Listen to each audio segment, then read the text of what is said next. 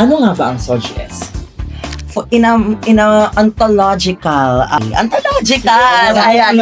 So, insert text nyo na lang siya. Please rephrase.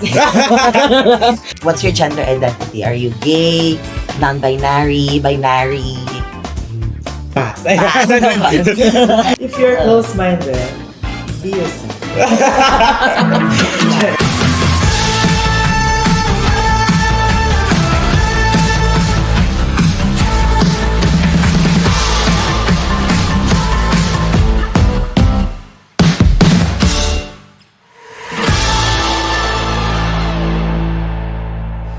Narito sa inyong kaliwa ang taong purong taba.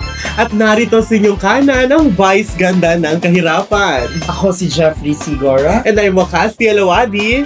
mula dito sa Higala Co-working Space. I-abesale na yan. Okay, so welcome to the first episode of Kwartuhan, where we talk about gender-related topics. Here in the Philippines and culture regarding gender topics here in the Philippines.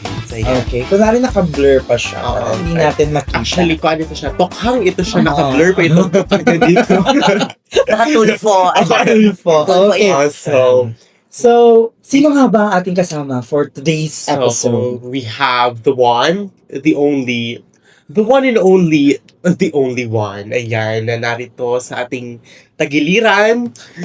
Ang Higala Co-working Station. Ayan. So let's give thanks first to our sponsor for providing us a space here at Higala Co-working Space. Very inducive. Very accommodation. I'm bali sa grabe. Very low price. Ayan, so let's welcome na our first guest. We have the SSC President of Mindanao State University, General Santos. We have Mix or Ramzel Del Lloro. Hello, everyone. Hello, so kamusta naman tayo, ate?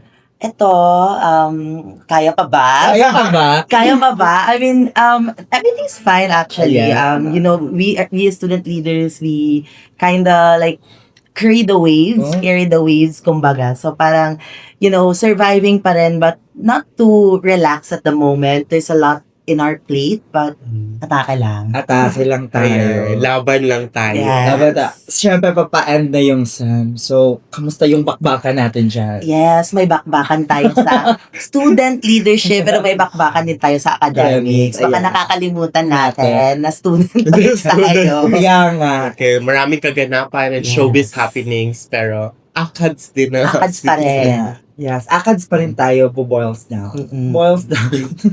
So, ayan. So, bakit nga ba natin in-invite si Ramzel Wakas? So, we invited this special guest Yes. para makapag-usap and makapag-discuss about SOGI SC. Ayan. Yan, kasi maraming nagtatanong, ano daw yung SOGI SC? Para lang ba daw sa mga LGBT ang SOGI SC? So, narito in-invite natin si Ramzel as an SOGI SC advocate. Yes. I've known this person, a very fighter sa mga mga myths about SOGI SC. Ayan. So, let's ask the first question. So, ano nga ba ang SOGI SC? First of all, thank you for inviting me, guys, for this podcast. I think this is high time for us to talk about topics like this kasi I believe parang hindi siya very common. I mean, for the past years, medyo may movement na, kumbaga, but, initiatives like this reinforce our goal towards mainstreaming SOGI SC. But, going back to your question, what is really SOGI SC? I mean, in a ontological, very conventional way. Very conventional way of saying it. It's simply, the acronym stands for itself: sexual orientation, gender identity, and expression, and of course, sexual characteristics. Ayan. Insert text. So, insert text nyo na lang dyan. So, GSC is basically the way you identify yourself, the way you express yourself, and the way you know it to be yourself. So, parang, if you kinda label yourself, kumbaga, parang yun yung sinasabi ng SOGI SC. It's what you embody. Yes. It's what you stand for, because it's more than just, a social construct. It's also your your moral standing or your moral standpoint in terms of how you identify, in terms of the values that you put in. Because it's more than just identity, it's also how you, parang, what you stand for in the society, kumbaga. So, if you're like, your gender identity is like gay or bisexual, or you're simply a queer person, or you're non-binary, there is a corresponding value in that you, of course, tend to be one with your community, tend to be, have these advocacies, kumbaga, because in essence, your identity, parang pinaglaban yan eh. Yes. Pinaglaban yan ng mga tao before you. So you need to also give justice to that. So yan for me ang very essence ng SOGS. So, ikaw. Ikaw, ano yung masasabi From mo? her speech, nakuha ko na gender identity promotes camaraderie. Diba? On my end, please rephrase. And Taylor, Taylor it to my Taylor Alala. ano na lang. So, himay-himayin natin, Yes. di ba? Himay-himayin natin what yung SOGS, di ba? Nasabi mo kanina, it's a sexual orientation, gender identity, and expression, And and sexual characteristics. I know that is different words. Yes, And daming daming nagaganap. nagaganap. Ayan.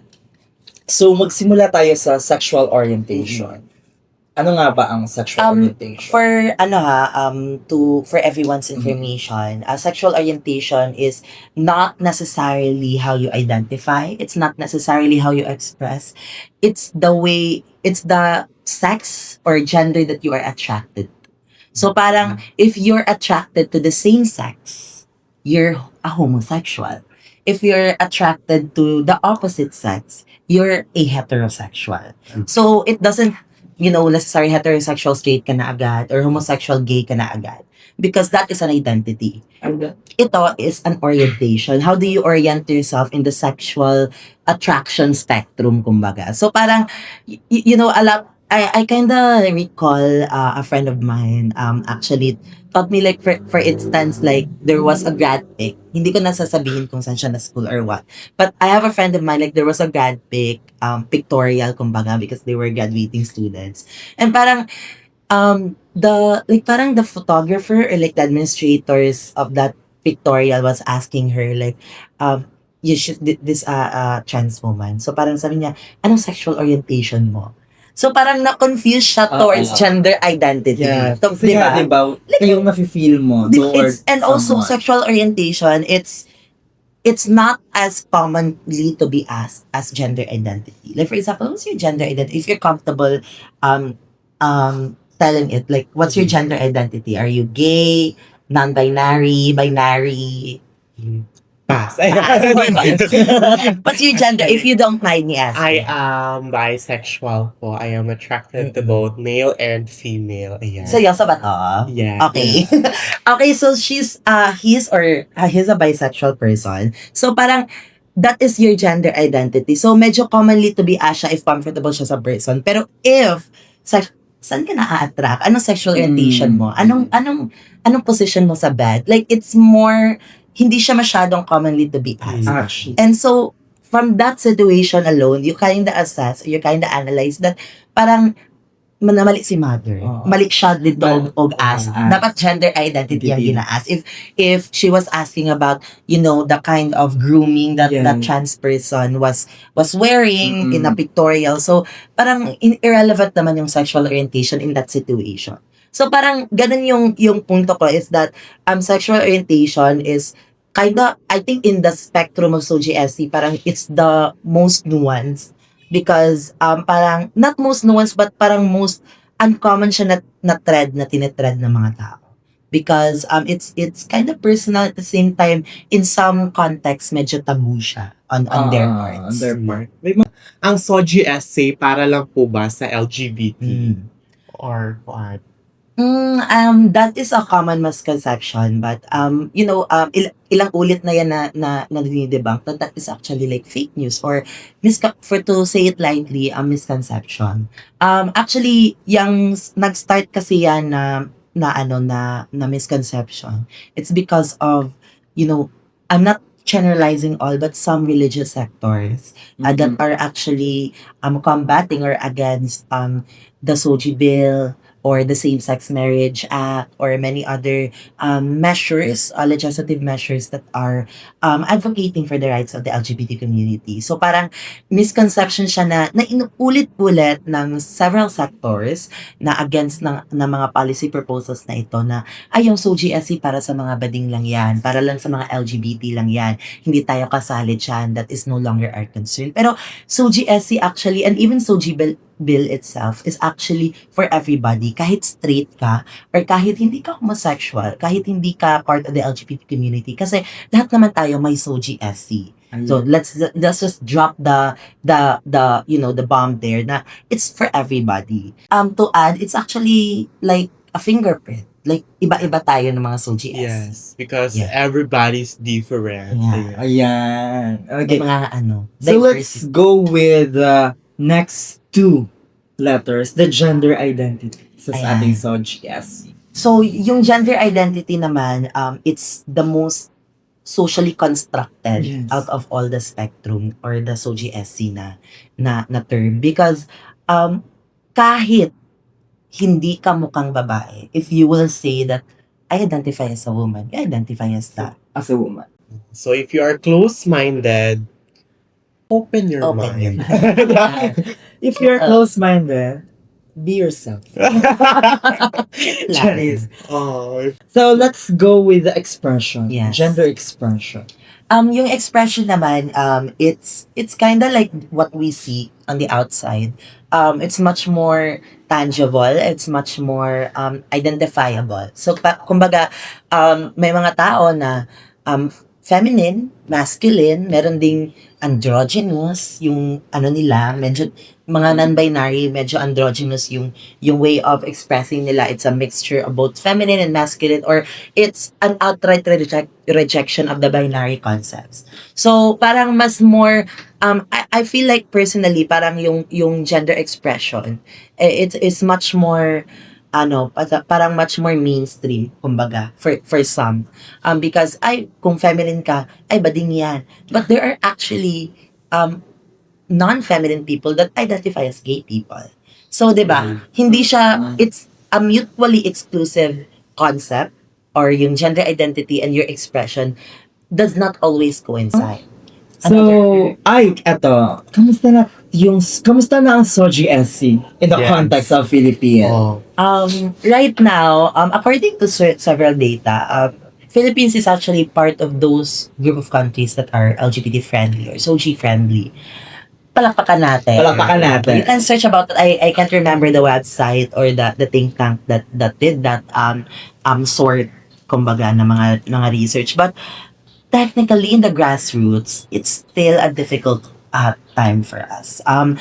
If you're a member of the LGBT community and you're watching this, I know that you will sympathize with some of the sentiments that we're only tolerated, but not necessarily accepted by society. Hanggang ngayon, we're still fighting for the SOGI bill. Actually. 2000 pa na file. Hello, katok naman natin mga It's Congress. been 25 years. Yes, pero Already. ang insertion sa budget, ang bilis. Pero yung SOGI na, parang, parang a no-brainer naman siya na policy, hindi mapasa-pasa.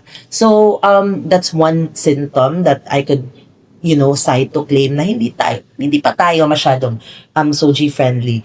We have, of course, yung mga laban ng mga intersex individuals na kailangan pa humantong sa Supreme Court para lang makapag-reassign ng legal recognition ng gender niya.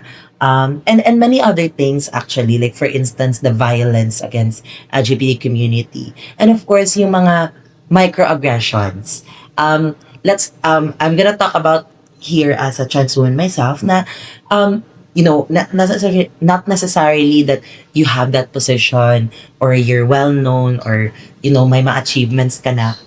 It's an extra effort for you to prove yourself that you to assert yourself in certain contexts. Like for instance, I enter into very, very unfriendly territories. Like for instance, when talking to administration, when talking to several offices, and factor talaga siya that you're a trans woman. Factor siya na sometimes they become more dismissive towards you.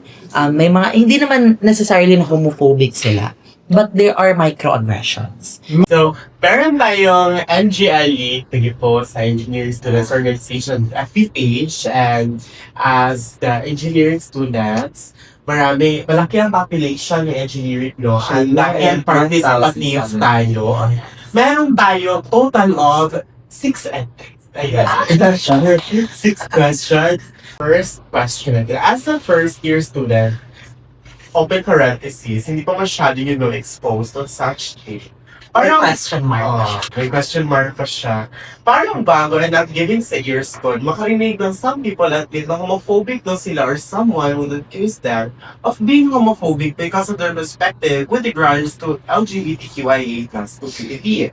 Kaya with your project, would like to ask Posale, do you think that knowing SOGST would play a vital role in changing this kind of nuance? Okay, I will speak with the virus. So, actually, I kinda encountered a lot of those situations, not like people coming to me when it comes to that. And I actually remember this question. This was my question kinda back in Instagram Belo. So, I remember that day.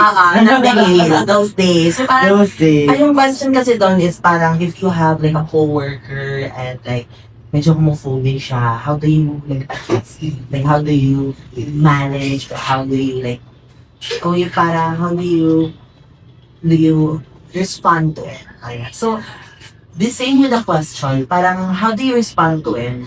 Let's just understand that sometimes when we have like socioeconomic standings na medyo we're coming like for instance we're coming from a community where this is not talked about, or we're coming from a community that SOGSC is not the most priority because they prioritize more what they're going to eat, what they're going to kailan yung sweldo nila or whatnot. So homophobia and the LGBT issue is more than just a social issue, it's also an economic issue.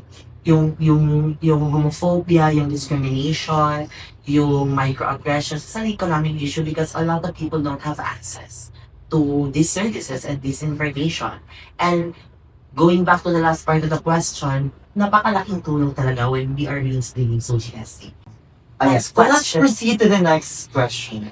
Kamay selective. Yeah. Ayan. Bilang curious na person, do you think po ba na with SOGS, we would advocate for universal human rights without disrespecting cultural sovereignty? In what ways po? This is very timely. Timely, yeah. Yes, very timely siya. Ayan, ito yung problema kasi we are MSU1s. We are from MSU and we have to try people in our campus. And yung ano talaga is may mga certain beliefs na and we respect that. If your belief really is that there's only man and woman and this and that is not allowed, it's actually fine as long as we have people respect to one another. As long Ayan, thank you so much of this mga episodes na Yeah. Meron kami mga future episodes, not just talk about SOGSC, but just check them Yeah. more on Cell na mag-invite ng maraming people. So, naisipan po namin na mag-podcast po sa loob po ng jeep. Ayan. Marami tayo kanina na tayo mag-usap. Panel discussion. lahat po may mic. invite din si Chan. Ayan. Siya yung open. What if next episode? Chancy, until next episode. Shari. So, malay na. Malay natin. Makaunakan tayo ng blessings mula from above.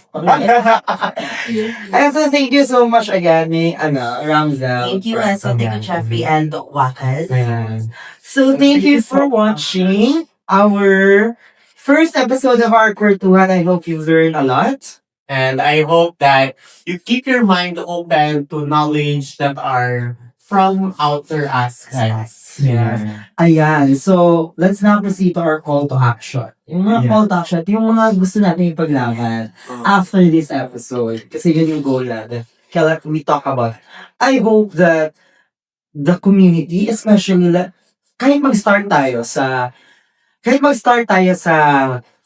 Wait lang. Okay. Kahit mag-start tayo sa ating local community, LGU, and our Localized Oh. strategy. Localized strategy muna to be inclusive. Pass, what do you call that one? Anti-discrimination Oh. ordinance. Ordinance, city ordinance about anti-discrimination or city ordinance Yes. about gender equality. That's good. That could be biggest leap Yeah. sa First other steps towards inclusive Inclusive. community. Yeah, Yes. Sana Excellent. marinig mo yun. Ang LGBT. Iba pang Ayan.